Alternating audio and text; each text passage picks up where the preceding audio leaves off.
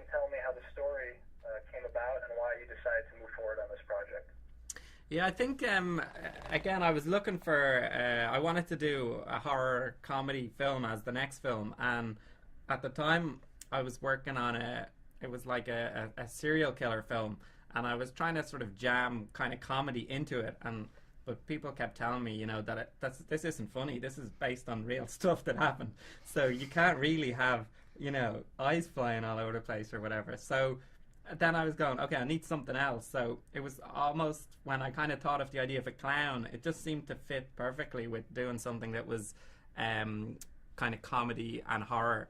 So it kind of started from there, and then when I was kind of starting to think of the death sequences, and just it just kind of like the different implements a clown would have, and it just kind of kept giving me new ideas, if you know what I mean. So I knew that it would be the best route to take. Now, you mentioned the death sequences. I thought those were really creative, and that, again, it's something interesting that I think that slasher fans will really gravitate to and will really like about this. When it came to refining that and coming up with the character of Stitches, was that something that you always had in mind? Was that in the script to begin with, or was that something that also, changed when you brought Ross in? It was a bit of both. Like, it was I'd written the scripts in the very first draft of the script. The clown didn't really have much lines or anything to say. He kind of just he was just kind of running around killing people. And then the next draft, I wrote it with another friend of mine, Dave O'Brien, and when he came in, he kind of expanded that clown role a bit more. You know what I mean? And gave him a few more one-liners and that kind of thing.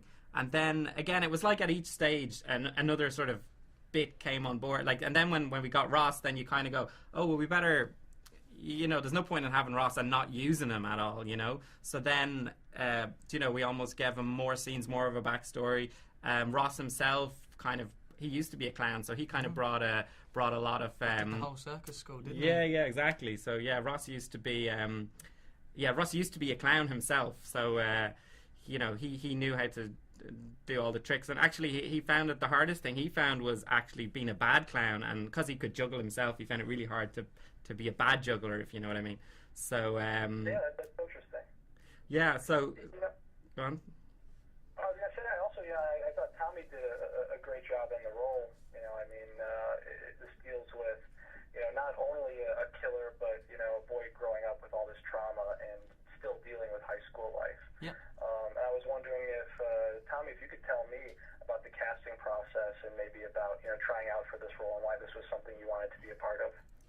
Well, originally I was sent the script by Conor, and looking through it and seeing all of the comedy elements, and I'd never done a horror before.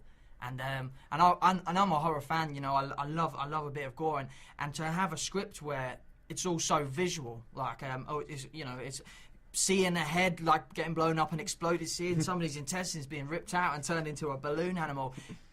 It made my imagination go, wow, this is incredible. I'm reading it, and I was watching the film in my head while reading the script, and I knew that it was something that I'd love to do, and I'd enjoy taking part in so much, and so I came over to Ireland, auditioned with other cast members, got to see how we all work together.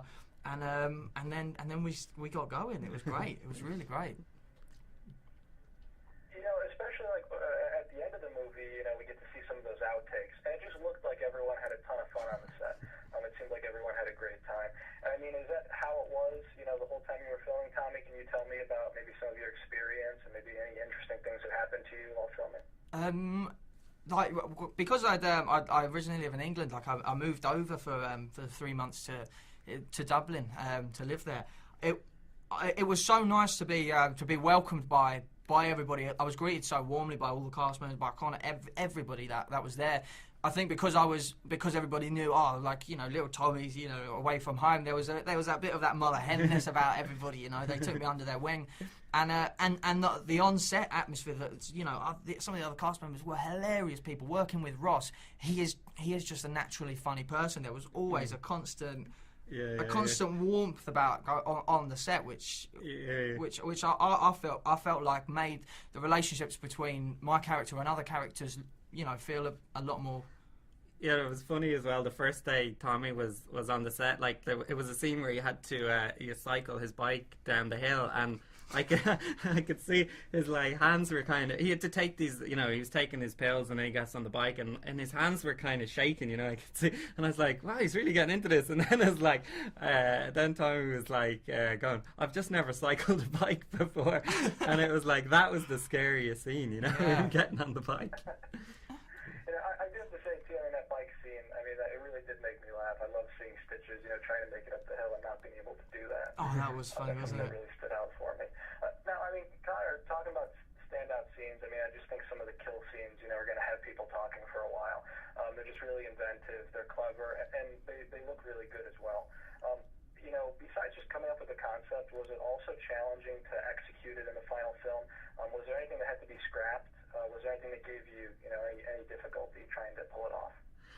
I think for me, like, because again, even when I started the film, like the death sequences were kind of, it was almost like I knew I had to get them right, and I guess it was something as well. Even after we finished the film, I could go back for a day or two and just sort of, if I felt I was missing a beat in some of those scenes, I could kind of pick up, because you didn't need sort of, I suppose, the cast or a lot of the other people. You could kind of go in and we were just using the prosthetics, and so yeah, for me it was one of those things where I basically knew I needed to get that right, so and I guess it was challenging in a sense that some of those scenes we as we were making the film, we did a lot of testing, and sometimes the stuff didn't work, and we'd even the effects guys sometimes right up until, like, even something as simple as having intestines that kind of looked like intestines that he could make into a balloon animal, just to kind of find the right look of them, or even trying to, because like one of the things that seems really simple, I suppose, that he blows into these intestines and it kind of goes up like a balloon, but that was really hard because you can't even do that with a balloon, if you know what I mean. You can't kind of blow into it and it just shoots straight up. So like stuff like that, like there's a lot of simple stuff, but you kind of took ages. Like I think like every time I went into the model maker's studio, I'd be like, have you figured out how to blow up those balloons yet? And they'd be like, yeah, we're working on it. And like some of that stuff came together on on the day before or something, Yeah, well, I think you did a really good job with it. I mean, you pulled it off. They're inventive, and like I said, I think horror fans are really going to enjoy it. Now, this movie, without going into spoilers, leaves open the possibility of a sequel. And I was wondering if the both of you are interested in returning for a sequel. Is that something that you're actively working on?